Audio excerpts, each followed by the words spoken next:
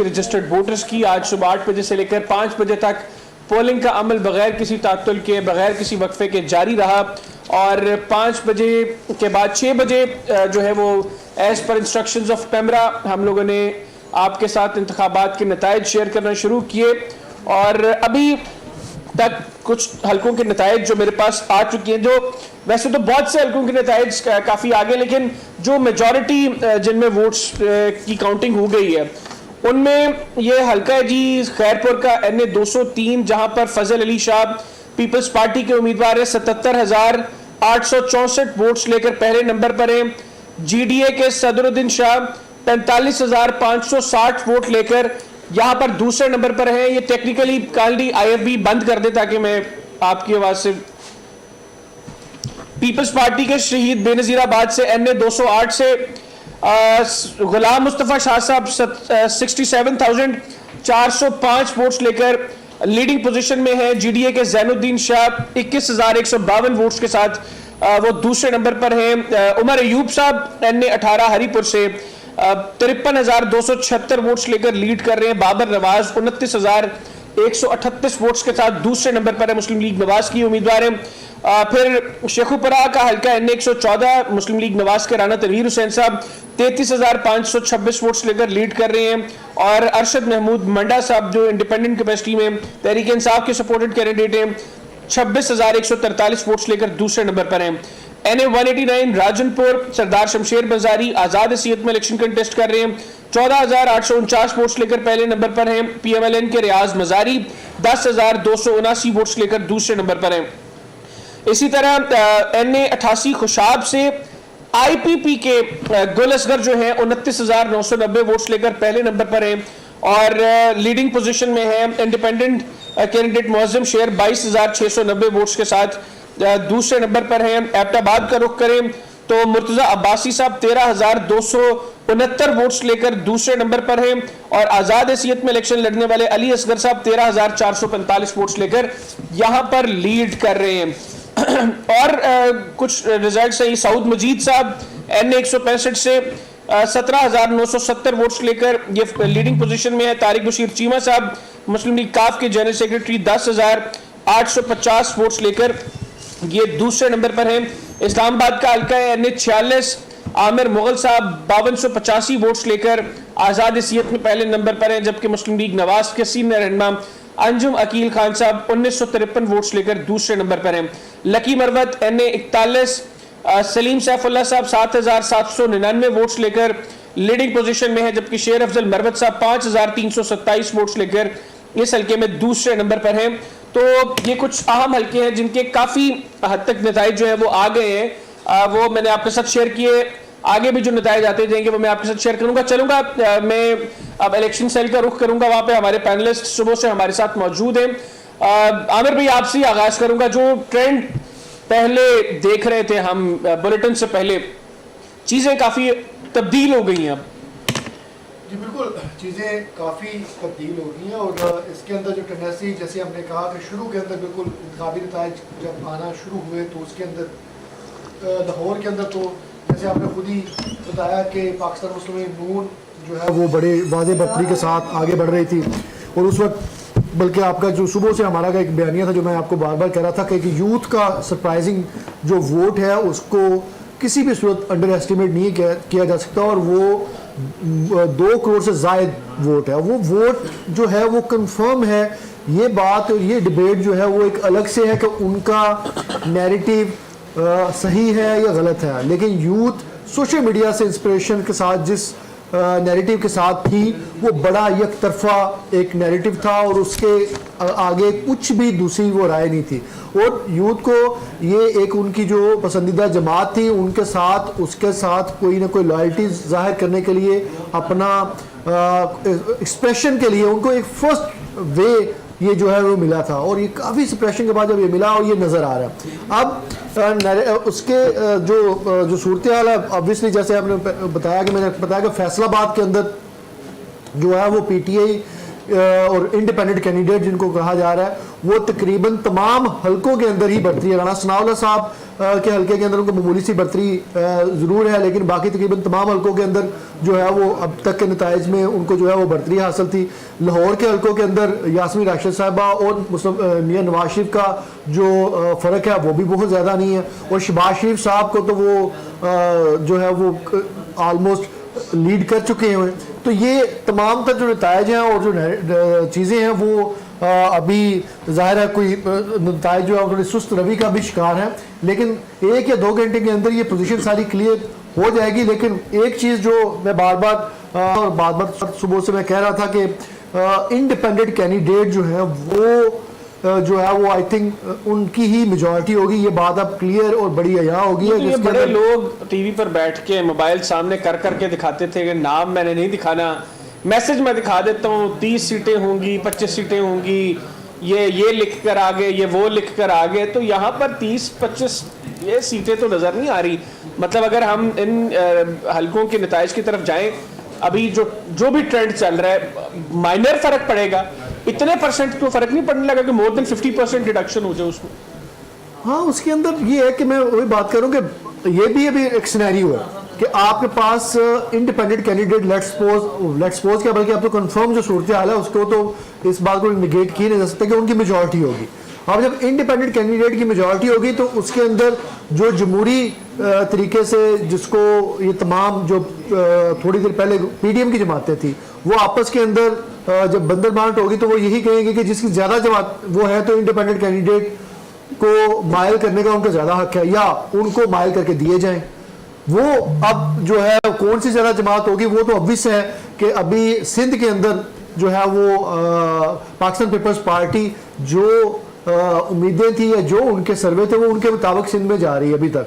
लेकिन पंजाब के अंदर मुस्लिम लीग नून के जो बुर्ज उल्टे हैं और उल्टे गए हैं, और उसके बाद पाकिस्तान मुस्लिम लीग नून की जो बार्गिन पोजीशन है, बार्गिन पोजीशन पाकिस्तान मुस्लिम लीग नून की इस वक्त वीक है।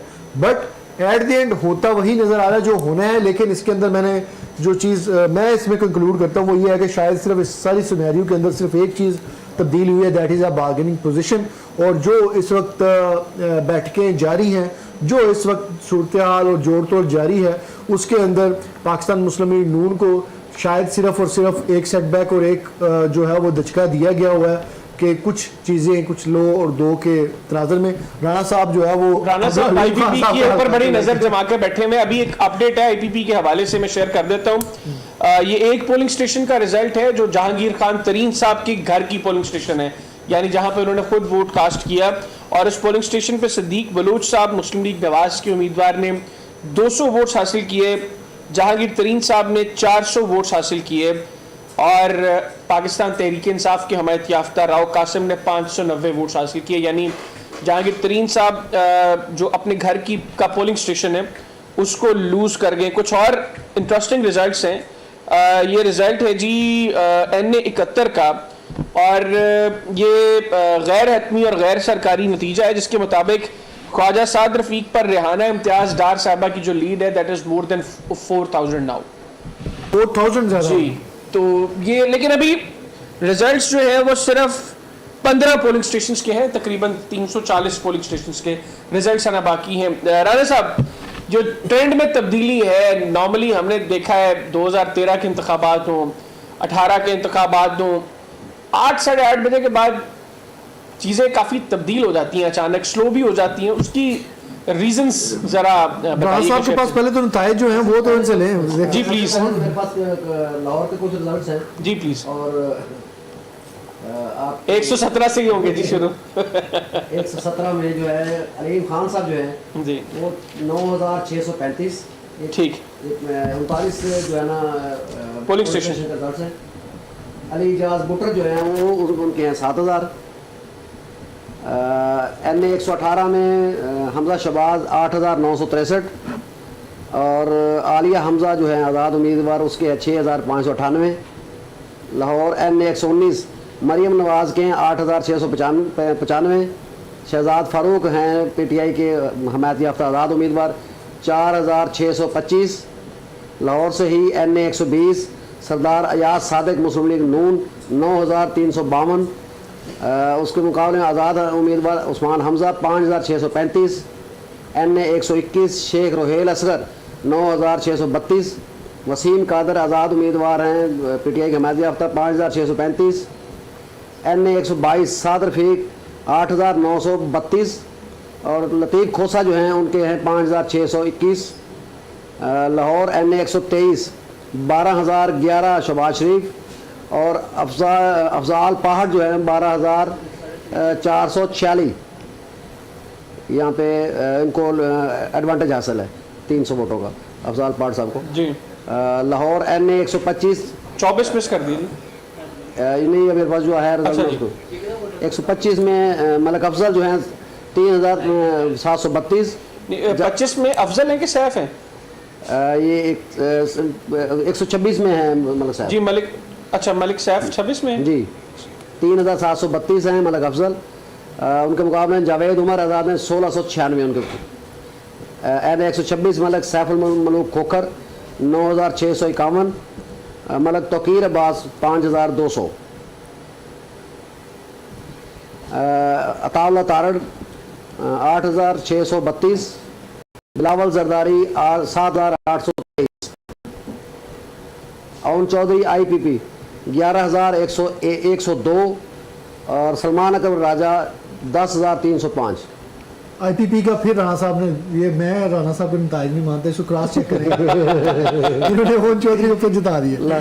NA 129 हाफिज नोमान मुस्लिम लीग नून 4,610 और मियाँ अजहर 2,505। NA 130 नवाशी मुस्लिम लीग नून 12,365, यास्मीन राशिद 8,562। बिल्कुल ठीक हो गई है जी। लाहौर के रिजल्ट्स जो हैं काफ़ी हल्कों के, मेजॉरिटी हल्कों के राणा साहब शेर के। राणा साहब अब सवाल मेरा ये था कि ये एकदम जो नताइज के आने का सिलसिला स्लो हो गया है और आप समझते हैं कि अब इसके बाद ट्रेंड्स में कोई तब्दीली हो सकती है, कोई मुमकिन? देखें जी, बात यह है कि ये हमारा ट्रेंड जो है ना, ये को आज की बात नहीं है। 18 में भी यही था, RTS बैठ गया था। लगता है ऐसा ही है। जिस भी हुकूमत को जो भी हुकूमत बनानी होती है उससे पहले वो मुराकबे में चले जाती हैं ये मशीनें जो हैं, और जब मुराकबे में जाती हैं उसके बाद फिर जो है इनको बताया जाता है कि भाई ये जीत गए हैं। तो वैसे भी मैं ये जो हम जिस मैराथन जो है सुबह से शाम तक और फिर अगले दिन जो है पूरी रात लगे रहते हैं। ये पाकिस्तान की तारीख में इलेक्शन जो है सिर्फ दिखावे के लिए होते हैं। मैं तो इस बात पे पूरा यकीन रखता हूँ। इलेक्शन होते नहीं, बस ठीक है, लोगों को घरों से बाहर निकालते हैं, लोगों को बताना होता है कि भाई इलेक्शन हो गए। होता वही है जो मुराकबे में जो फैसला होता है, और मेरा ख्याल भी ऐसा ही है कि अभी इसमें भी चूँकि मशीनें जो हैं मुराकबे में चली गई हैं, अब जो आधे घंटे बाद जो या 2 घंटे बाद वहाँ से रिज़ल्ट आएगा वो हम भी पढ़ रहे होंगे, आप भी पढ़ रहे होंगे और फिर मौजे कर रहे होंगे। और इससे पहले जो है सर्वे आते हैं, सर्वे भी ऐसे ही होते हैं, उसमें भी कहा जाता है कि इसकी इतनी होगी, इसकी इतनी होगी। ये मुराकबे में उसी सर्वे के साथ टैली करने के लिए जो है ना मुराकबे में जाती है मशीनें। अच्छा ठीक हो गया जी।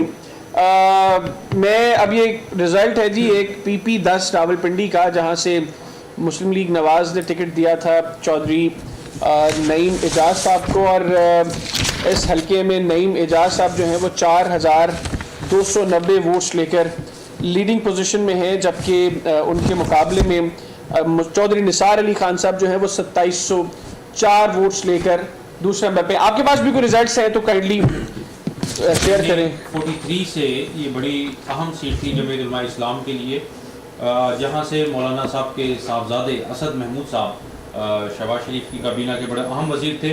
वो 1706 वोट के साथ इस वक्त हैं, और जबकि उनके मद्दे मुकाबिल आज़ाद उम्मीदवार दावर खान कुंडी वो 3288 वोट। यहाँ पे आप देखें कि कितना बड़ा एक वाज़ेह फ़र्क मौजूद है। इसके साथ साथ हामिद रज़ा साहब जो हैं NA 70 सियालकोट से, ये भी साबिक़ वफाकी वज़ीर रहे।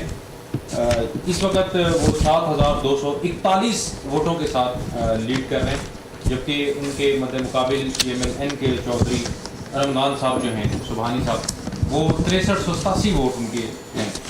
अभी ये सिलसिला रिजल्ट हमारे पास आ रहे हैं, कंपाइल हो रहे हैं, लेकिन जो चीज़ इस वक्त हमने जो देखी है, जो तब्दीली एकदम से रिजल्ट्स के अंदर वो बड़ी हैरानकुन है। और इस वक्त जो नताइज हैं उनका आने का सिलसिला बहुत काफ़ी स्लो हो गया। इनफैक्ट कराची से तो काफ़ी खबरें आ रही हैं इस हवाले से कि नताइज काफ़ी स्लो हैं, पूरे मुल्क से आ रही हैं। आमिर भी हंस रहे हैं कि सिर्फ कराची से नहीं आ रही। तो आमिर भी आप फिर आप क्या समझते हैं, आज एक पॉलिटिकल पार्टी लीड करेगी, डेफिनेटली उसकी लीडिंग पोजीशन होगी, जो दूसरी पॉलिटिकल पार्टीज हैं अब एक्सेप्ट करना पड़ेगा जिन हालात में हम चले गए हैं, अब एक्सेप्टेंस ज़रूरी है नताइज की, या फिर पॉलिटिकल पार्टीज वही रवायती तौर पर अपना मंत्रा बेचने के लिए मुल्क की हालात को भी सामने नहीं रखेंगी, सियासत करना ज़्यादा ज़रूरी है, वो कीजिए। मैंने बड़ा एक वाज़ेह तौर पे आपको एक बात बताई है कि ये जितना अमल है, ये राणा साहब की टर्म है कि मुराकबे में जाना या नताइज सुस्त रवि का शिकार होना, या जो एक आज़ाद उम्मीदवारों की जो सेंचुरी क्रॉस करना, ये तमाम तर अवामल जो हैं, ये मेरा एक ही अभी भी मुझे जो लग रहा है वो ये है कि पाकिस्तान मुस्लिम लीग नून से कुछ न कुछ मनवाया जा रहा है। इसके अलावा इससे ज़्यादा इसमें कुछ नहीं है। अभी अगर मैं आपको पूरी की पूरी पोजीशन बताऊं तो ये जो अदाद-ओ-शुमार थे वो थोड़े से रिवर्स हुए। मतलब इसमें अगर मैं 103 नशिस्तों पे अभी आज़ाद उम्मीदवार आ गए हैं, लेट्स सपोज ये फिगर 120 तक चला जाता है या 125 तक भी चला जाता है, तो मुस्लिम लीग नून दूसरे नंबर पे है। Muslim League Noon in any case दूसरे नंबर पे। अब आज़ाद उम्मीदवार तो कंफर्म है, वो तो हुकूमत नहीं बनाएंगे, तो दूसरे नंबर की जो जमात है वो है मुस्लिम लीग नून। 44 नशिस्तें उनके पास है अभी तक के। उसके मतलब पीपल्स पार्टी उससे हाफ, यानी कि आज़ाद उम्मीदवारों के हाफ पाकिस्तान मुस्लिम लीग नून है, और पाकिस्तान मुस्लिम लीग नून से हाफ जो है पाकिस्तान पीपल्स पार्टी है। तो वन बाय वन आप इसको देखें तरतीब के साथ, तो सबसे टॉप पे इंडिपेंडेंट कैंडिडेट, सेकंड पे पाकिस्तान मुस्लिम लीग नून। तो अब मुस्लिम लीग नून जो है वो ऑलरेडी ये दावा कर चुकी है कि उनके पास इंडिपेंडेंट कैंडिडेट की मेजॉरिटी मौजूद है, कि उनके पास 25 से 30 इंडिपेंडेंट कैंडिडेट ऑलरेडी उनके साथ मियां नवाज शरीफ के हाथ में बैत कर चुके हैं। अगर वही 25, मैं अभी इन्हीं की रेशो को अगर वो करें तो इसके अंदर अगर आप यही 44 सीटों के अंदर 25 वो वाले ऐड करें, लेट्स सपोज, तो ये फिगर आपका वहीं पे 70-80 पे चला गया पाकिस्तान मुस्लिम लीग नून का। तो इसके अंदर अभी सिर्फ मैं वो 25 की बात करूं, अभी बाकी जो है उनका जो है वो बाकी है कि उसके अंदर पाकिस्तान तहरीक इंसाफ का लेट्स सपोज एक सिनेरियो ये भी जो आसिफ अली जरदारी साहब शायद लेके पहुंचे हैं, वो ये है कि वो ये कुछ हल्के अभी एक और चीज़ कोट भी कर रहे हैं। वो ये कर रहे हैं कि शहबाज शरीफ साहब और मियां मोहम्मद नवाज शरीफ के साथ निगरान वज़ीर आला पंजाब मोहसिन नकवी साहब हाथ करके, अच्छा, उन्होंने जो बेटा होने का हक अदा कर दिया। अच्छा, इससे पहले जो चीज़ें थी वो पाकिस्तान, ये सेकंड नैरेटिव, ये मेरा नैरेटिव मैं बता रहा हूँ कि ये नैरेटिव कुछ हलकों के अंदर अब ये सर्कल हो रही हैं चीज़ें, ये वो उन्हीं हलकों की मैं बात कर रहा हूँ जिन हलकों पे आपने मुझे थोड़ी देर पहले बताया था कि आसिफ अली जरदारी साहब मुलाकात के लिए पहुँच गए हैं, और उसके साथ मैं अपडेट करता चलूँ कि मौलाना फजल रहमान भी मुलाकात के लिए पहुँच गए। अब ये चीज़ें जो हैं वो चेंज कैसे हुई? चेंज सिर्फ और सिर्फ 30 से 40 या 15 से 20 सीटें ऊपर नीचे जो बहुत बड़ी बड़ी अहम नशिस्तें थी उनके अंदर मार्जिन को टाइट करने के साथ चीज़ें चेंज होगी। इससे पहले पाकिस्तान मुस्लिम लीग नून जो थी वो बड़ी फ्रंट फुट पे खेल रही थी और कहती थी कि वज़ीर आज़म तो ऑब्वियसली क्योंकि हम मेजॉरिटी पार्टी हैं, ठीक है, तो हमारा हक है, हम वज़ीर आज़म हमारा होगा, हुकूमत हमारी होगी। दूसरी साइड पे बिलावल और आसिफ अली जरदारी साहब इस बात को बार बार बावर करवा रहे थे कि ऐसे वज़ीर आज़म नहीं बनेगा, आप इलेक्शन में आए, वहाँ पे जो फैसला होगा उसके मुताबिक होगा। अब आपके पास मैंने अब जितने भी पोलिंग स्टेशन हैं उसके अंदर जो भी कानूनी तरीक़ाकार था 9 मई के हवाले से, उस सिनेरियो के अलावा पाकिस्तान में जितने भी बड़े शहर हैं, ख़ुसूसी तौर पे फैसलाबाद, लाहौर, तो इन इलाकों के अंदर जो मशीनरी थी उसका नैरेटिव ज़्यादा बिल्ड किया गया, वो किस सपोर्ट कर रहे हैं। प्रैक्टिकली कहीं पे ऐसी दोस्त धांधली नहीं आई कि पुलिस के अंदर ने किसी उसके अंदर वो कर दिया गया हो, वोट डाले हो, बैलेट पेपर डालते हुए पकड़े गए हो, इस तरह का मामला नहीं हुआ। जो बदमज़गी हुई, मैंने बताया कि इन्होंने नैरेटिव ज़्यादा बड़ा बिल्ड किया कि पुलिस को, मैंने जैसे हमारे 7 न्यूज़ के साथ जो 2 वाक़यात हुए, तो ये उस बात का वो है कि उन्होंने जानबूझ के इस तरह के मामला किए कि जिससे नैरेटिव, हालांकि उस चीज़ का पाकिस्तान मुस्लिम लीग नून को कोई फायदा नहीं। मैं उस वक्त भी ये बात कर रहा था कि पाकिस्तान मुस्लिम लीग नून को इस बात का कोई फायदा नहीं है कि वो किसी भी मीडिया के पर्सन से बात करें या वहां पे किसी पोलिंग एजेंट के को जो है वो उसके ब्रोशर पकड़ा दें। इस चीज का पाकिस्तान मुस्लिम ब्रोशर पकड़ाने का तो कोई फायदा नहीं होगा। या तो वो ये होता कि उसके पास से बैलेट पेपर निकलते जो वो उसके अंदर बॉक्स में डाल रहा होता। तो निगरान वज़ीर आला मोहसिन नकवी साहब ने बड़ी चालाकी के साथ पाकिस्तान जो मुस्लिम लीग नून को जहाँ पे इससे पहले ये यकीन दहानी तसलियाँ करवाई गई कि ऑल इज़ वेल और सब कुछ मैनेज है, और दूसरी जानिब आपके जो अहम हलकों के अंदर जितने भी अहम हलके थे उसके अंदर उनको उस तरह का सपोर्ट जिस तरह का पाकिस्तान मुस्लिम लीग नून एक्सपेक्ट कर रही थी या उस तरह की मैनेजमेंट जो बुनियादी तौर पे जिसकी यकीन दहानी कराई गई थी, वो मैनेजमेंट जो थी सो कॉल्ड वो नहीं नजर आई। अब उस मैनेजमेंट के ना नजर आने के बाद आपको ये वाली पोजीशन पे आ गया है आमिर भाई जी वो शेयर करने थे, क्योंकि उसके बाद मुझे लगता है कि डिस्कशन काफी इंटरेस्टिंग होने जा रही है।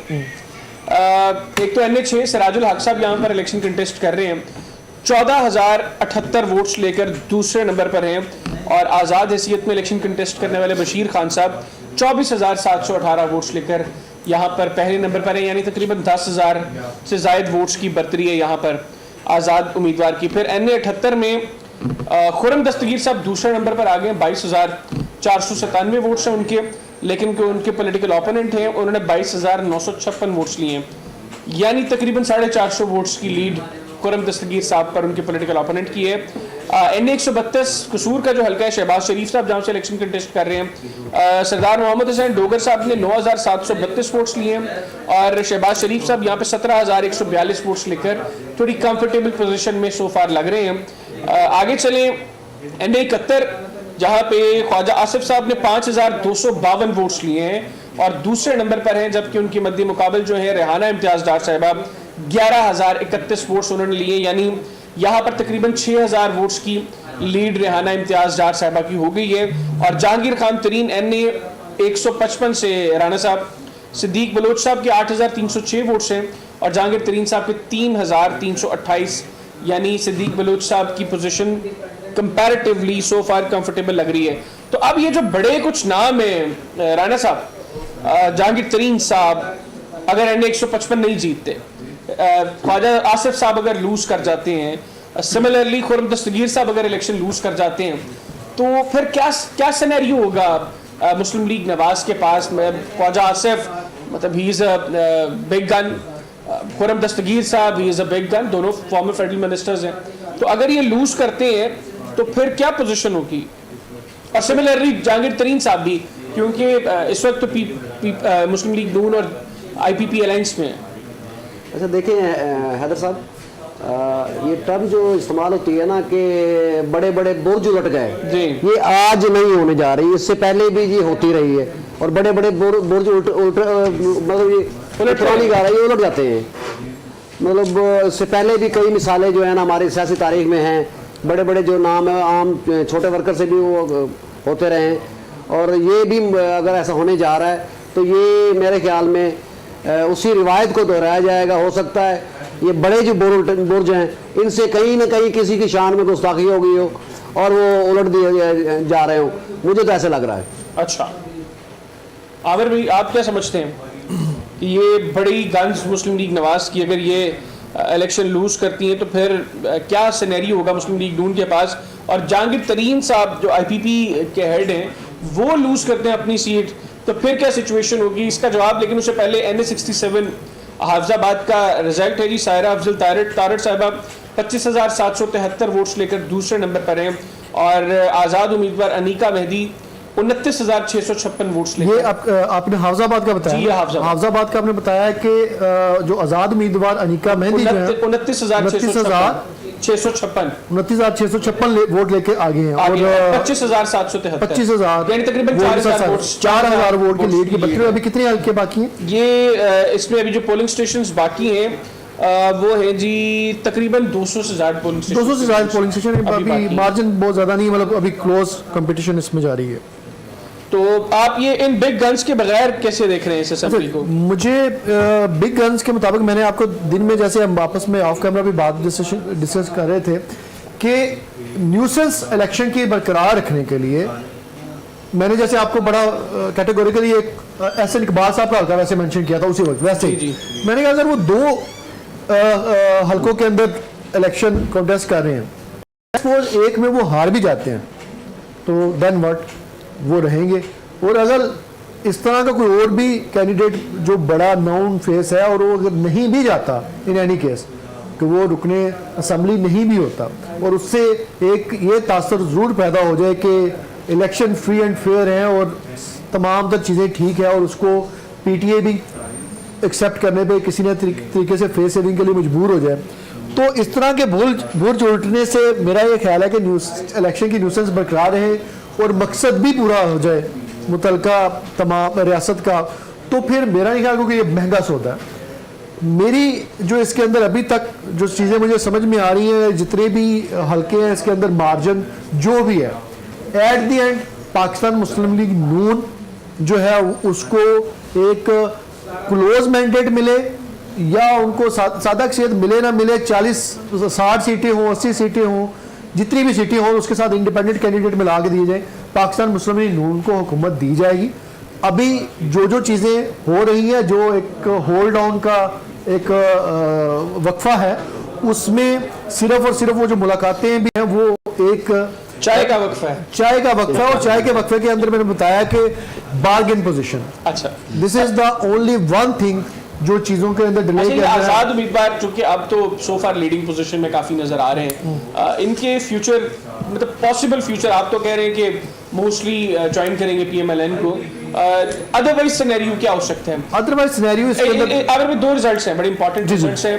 एनए 227 यहाँ पर पाकिस्तान पीपल्स पार्टी के इरफान लगारी 13,010 वोट्स लेकर दूसरे नंबर पर हैं।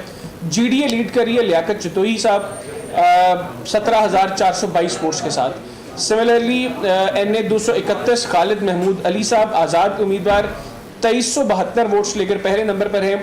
और पीपल्स पार्टी के साबका रुकन कौमी असम्बली अब्दुल हकीम बलूच साहब, जिन्होंने इमरान खान साहब को शिकस्त दी थी बाई इलेक्शन के अंदर कराची से, वो 1850 वोट्स लेकर दूसरे नंबर पर हैं। राजा परवेज अशरफ साहब एनए 52 से 10,719 वोट्स लेकर लीड कर रहे हैं। और राजा जावेद इखलास साहब मुस्लिम लीग नवाज के 8,893 वोट्स के साथ दूसरे नंबर पर है। आमिर भाई जी, मैं ये कह रहा था कि ये जितनी भी चीज़ें हैं, आपको वक्ती तौर पे जो इंडिपेंडेंट कैंडिडेट की आपने बात की थी, तो इंडिपेंडेंट कैंडिडेट के अंदर आप इससे पहले एक बात कही जा रही थी और क्या सराहियाँ भी थी और दावे भी थे कि इस्तेकाम पाकिस्तान पार्टी को पंजाब के अंदर भी अहम पोजीशन मिल सकती है, वफाक के अंदर भी। और जब ये बात कही जाती थी कि जहांगीर तरीन वज़ीर आज़म का उम्मीदवार है, तो ये भी एक बात जो थी थोड़ी सी मज़ाक़ खेज़ लगती थी। जब ये कहा जाता था कि वज़ारत जो वज़ीर आला पंजाब है वो इस्तेकाम पाकिस्तान पार्टी का हो सकता है, तो ये भी उस वक्त मज़ाक़ खेज़ बात लगती थी। लेकिन ये मज़ाक़ खेज़ बात उस वक्त भी लगती थी जब ये कहा जाता था कि चंद सीटों वाला वज़ीर आला परवेज़ इलाही होगा। तो वो इस जोड़ तोड़ के अंदर जो आप अदर सिनेरियो और कोई मुझे बात इसके अलावा नज़र आती है, तो वो ये है कि इस्तेकाम पाकिस्तान पार्टी अगर ये जितने भी लोग पीटीआई के लोग हैं जो इंडिपेंडेंट के तौर पे हुए, इसके अंदर से मोस्ट लाइकली जिनके लिए बड़ा फेस सेविंग है अगर किसी जमात के साथ मिलना, वो ये कह सकते हैं कि वो ओल्ड ब्रदरहुड के तहत जो है वो जहांगीर तरीन के हाथ पे बैत कर रहे हैं, उसी होंगे। हाँ, मेजॉरिटी मैंने बताया कि वो उसके अंदर मुस्लिम लीग नून उस चीज के अंदर भी शामिल होगी। मैं आपको कराने के अंदर भी हाँ खलीफा मुस्लिम लीग नून का होगा व्हाट्सएवर वो क्या अब सिनेरियो देता है, वो गिव एंड टेक। मैंने बताया कि इस सिनेरियो के अंदर तो पाकिस्तान मुस्लिम लीग नून, आपको भी पता पाकिस्तान मुस्लिम लीग नून की ये एक बड़ी पुरानी आदत है एनी सिनेरियो कि जब भी वो इक़्तिदार में होते हैं तो वो गिरबान पकड़ते हैं, जब नहीं होते तो पाँव पकड़ते हैं। अब अगर जब वो बेहतर पोजीशन आज वैसे जो पोजीशन है अभी तक के जो रिजल्ट्स हैं, इंडिपेंडेंट के नंबर बहुत ज्यादा हैं, मुस्लिम लीग नून पॉलिटिकल पार्टीज में लीड कर रही है, पाँव या गिरबान? मुस्लिम लीग नून या थोड़ी देर के लिए पाँव मुस्लिम लीग नून अभी तो इस सिनेरियो में तो वो खुद समझ रही है कि हमें उन्होंने पाँव से खींचा है या गिरबान से पकड़ा है। वो पहले जब उनको ये असेस हो जाएगा तो वो फिर खुद सोचेंगे कि आप हमें पाँव पकड़ने हैं या गिरबान पकड़ना है। अच्छा ज़ोहेब भाई, आप किस तरह देख रहे हैं सारे सिनेरियो को, रिजल्ट स्लो और अब जो फॉर्मेशन है क्लियर पोजीशन नहीं है। एक्सपेक्टेशंस यही थी कि तकरीबन 10, साढ़े 10, 11 बजे तक काफ़ी हद तक चीज़ें क्लियर हो जाएंगी। अगर मैं गलत नहीं हूँ तो 2013 में नवाज शरीफ साहब ने 10:30, 11 बजे विक्ट्री स्पीच भी कर दी थी। जी जी। तो अभी तो चीज़ें क्लियर ही नहीं लग रही हैं, तो ये किधर तक जाएंगे अब, ये चीज़ें कितनी लंबी हो सकती हैं मजीद? 18 में खान साहब ने स्पीच कर दी थी, लेकिन इस वक्त जो है वो लेकिन उस वक्त तक चीज़ें क्लियर हो गई थी। क्लियर हो गई थी, लेकिन इस वक्त अब जो स्पीच तैयार की जा रही है, अब वो जो स्क्रिप्ट है देखें वो किसको देना है, वो पेज किसको भेजना है। जरदारी साहब को थमाते हैं या फिर वो फैक्स लाहौर आती है, नवाज शरीफ साहब के पास आती है। जरदारी साहब उस स्क्रिप्ट में से कुछ समझने तो नहीं चले गए? बस कोई ऐसा कुछ तो है ना। अच्छा, और अब देखना ये है कि जो इंडिपेंडेंट इस वक्त लीड कर रहे हैं, ले रहे हैं, आखिर उन्हें किसी टोकरी के अंदर डालना तो है। तो इस हवाले से भी जरदारी साहब बड़ा अहम किरदार अदा कर सकते हैं, चूँकि इंडिपेंडेंट नून लीग की निस्बत मैं समझता हूँ कि पाकिस्तान पीपल्स पार्टी के हवाले से एक सॉफ्ट कॉर्नर रखते हैं। अच्छा, हम नून लीग और पीपल्स पार्टी को डिस्कस कर रहे हैं सिर्फ, राणा साहब हम पीटीआई को क्यों नहीं डिस्कस कर रहे? पीटीआई अगर फौरी बाद अभी करवा लेती है, इंटर पार्टी इलेक्शंस करवा लेती है, तो उनके ऊपर जो मामला आते हैं वो तो काफ़ी हद तक इंटर पार्टी इलेक्शंस अगर इलेक्शन कमीशन एक्सेप्ट करता है तो क्लियर हो जाएंगे। अभी दिन तो कम है, ओथ के 3 दिन के बाद आप डिसाइड करना है कि इंडिपेंडेंट कैपेसिटी में रहना है या किसी को ज्वाइन करना है, लेकिन फिर भी 10-12 दिन का प्रोसेस लग जाता है इसके अंदर। अगर इतने दिनों में पीटीआई इंटर पार्टी इलेक्शंस करवा लेती है, फिर क्या सिनेरियो है? आप फिर भी समझते हैं कि ये इंडिपेंडेंट्स नून लीग या पीपल्स पार्टी के साथ जाएंगे या आईपीपी के साथ जाएंगे? इस सारे फैक्टर में जो है ना, आप अकबर एस बाबर को है उसको याद रखिए। वो हमने जो है ना वो उसको रखा हुआ है, आपने रखा कि भाई आपने जैसे ही इन्होंने ये करना है तो भाई आपने पढ़ जाना। ये कोई ना कोई किसी न किसी के लिए ना कोई ऐसा कोई बंदा रखा होता है जो कहीं ना कहीं किसी को पढ़ता रहता है। तो मेरा ख्याल है कि आप अगर उसको अकबर एस बाबर साहब को नज़र में रखें और बल्कि उस पर नज़र रखें तो आपको ये सवाल जो है ना वो शायद इसका जवाब मिल जाएगा। मैं इस सारी गेम में जो मैं सोच रहा था कि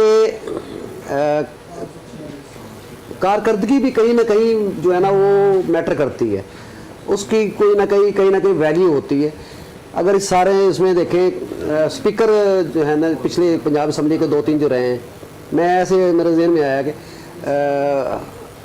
ये जो अली अफजल शाही हैं, जी जी, इसके वाले साहब अफजल शाही साहब जो है ना वो पंजाब असम्बली के स्पीकर है। उन्होंने जितनी उस दौर में भर्तियाँ की वो एक तारीख है। इसी तरह परवेज़ इलाही जितना अरसा रहे स्पीकर, और फिर दूसरी बार भी उन्होंने पूरा गुजरात तकरीबन भर्ती कर लिया। वो सारा लगता था कि पंजाब असम्बली पूरी जो है गुजरात की भरी पड़ी है। दूसरी तरफ 2 बार रहे हैं राणा इकबाल साहब सॉरी राणा इकबाल साहब 2 बार स्पीकर रहे हैं, 5-5 साल के 10 साल रहे हैं। उन्होंने कोई एक भी बंदा जो है वो भर्ती नहीं किया। अच्छा, तो वहाँ पे बड़ा प्राउड फील करते थे शहबाज शरीफ साहब कि हम जी जो है ना वो मेरिट के अलावा हम कुछ नहीं करते जी, हम मेरिट पे ही भर्ती करते हैं। सियासत में कहीं ना कहीं आवाम के साथ जुड़ने के लिए, आवाम को कुछ देने के लिए आपको कोई ऐसी चीज़ देनी होती है जिसमें नौकरियां हैं, लोगों को रोज़गार के मौके हैं। मेरे ख्याल में अगर इसको थोड़ा सा अगर देखें ना, गुजरात फैसलाबाद की ये जो 2-3 सीटें हैं, कि चौधरीयों से या अफजल शाही से निकल क्यों नहीं रही, उनके नीचे से क्यों बावजूद इसके पूरी जोर लगाने के वहाँ से नहीं निकाल पा रहे। तो मतलब ये कहीं ना कहीं लोग इसके साथ उनके साथ जुड़ भी जाते हैं कि अगर आप मेरिट पे थोड़ा सा भी, अगर थोड़ा सा कहीं हल्का सा आँख बंद भी कर लें अपने लोगों को नवाजने के लिए, थोड़ा बहुत आप चलें, आप मेरिट भी रखें लेकिन नौकरियाँ तो दें ना। तो ये एक चीज़ फैक्टर जो है ना ये भी बड़ा अहम होता है, और इसको हम जो है ना, और दूसरा ये कि चलें हमारे अखबार जो इलेक्शन है जैसे भी हैं, जो हम कहते हैं जी वो कोई मुराकबे में चला गया, कोई कहते हैं जी RTS जो है ना कहीं चला गया, अब जो हमारा EMS है ये पता नहीं कहाँ निकल गया। लेकिन अगर इसको आप मुआशी उसके साथ जोड़ें कि इलेक्शन में जो है मईशत जो एक 2 खरब रुपए की जो है ना वो सुना है कि पैसा जो है ना ट्रैवल किया उसमें नीचे तक जो उसका फ़ायदा हुआ है, प्रिंटिंग के काम वाले, पेट्रोल डीजल, पेट्रोल पंप का वो चांदी हुई, लोगों की जो गाड़ियाँ रेंट पे देते हैं उनकी हुई, इस तरह का वर्कर जो है ना वो भी चार्ज हुआ है, उनके भी घर में को पैसे गए हैं। ये एक अच्छी एक्टिविटी थी। अब अल्लाह करे जैसे भी रिज़ल्ट आए, हम जो अभी रात तक या कल तक जो रिज़ल्ट आ जाएंगे, जो भी हुकूमत बने, अब मुआशी जो है ना वो बड़ा जो है ना इस मुल्क की ज़रूरत भी है ठीक और है, इस पे अल्लाह ताला हम इस पे दुआ वो भी हैं कि इसमें हम इसको थोड़ा सा इस एंगल से भी ज़रा देखें। बिल्कुल ठीक है जी। 3 और इम्पॉर्टेंट रिजल्ट्स हैं जी। NA 168 से मलिक इकबाल चन्नड़ साहब मुस्लिम लीग नवाज के 19,140 वोट्स लेकर दूसरे नंबर पर हैं और समीउल्लाह चौधरी साहब आज़ाद उम्मीदवार 27,150 वोट्स लेकर लीड कर रहे हैं इस हल्के में। NA 10 की बुनेर की बात करें, जमात इस्लामी अब इस हल्के में दूसरे नंबर पर आ गई है। बख्त जहां साहब 2743 वोट्स लेकर दूसरे नंबर पर हैं और बैरिस्टर गौहर साहब 17,216 वोट्स लेकर यानी 15,000 की बड़ी कंफर्टेबल लीड के साथ पहले नंबर पर हैं। NA 75 नारोवाल का जिक्र करें तो ताहिर अली जावेद आज़ाद उम्मीदवार 12,000 वोट्स लेकर दूसरे नंबर पर हैं, जबकि आज़ाद उम्मीदवार दानियाल अजीज़ साहब 22,000 वोट्स लेकर पहले नंबर पर हैं। यानी NA 75 में दानियाल अजीज़ साहब ने मुस्लिम लीग नवाज को तीसरी पोजीशन पर फेंक दिया। अनवारुल हक साहब जो हैं वो अब तीसरे नंबर पर आ गए हैं। यहाँ पर तहरीक इंसाफ का दूसरा नंबर है। आमिर भी अब मसला ये है कि पोजीशन क्लियर नहीं है। एक तो पॉलिटिकल लीडरशिप का टेम्परामेंट, उनका पास्ट सामने रखते हुए फिर मौजूदा हालात में जो नताइज आ रहे हैं और वो जिस तरीके से आए हैं उस सब को सामने रखते हुए आपको क्या लगता है कि बेहतर पोजीशन में पीपल्स पार्टी है या मुस्लिम लीग नवाज है, या आज की पोजीशन में बेहतर कौन कन्विंस कर पाएगा कि नहीं हम ज़्यादा बेहतर हैं गवर्नमेंट फॉर्मेशन के लिए? जिधर भी कन्विंस करना ज़रूरी है।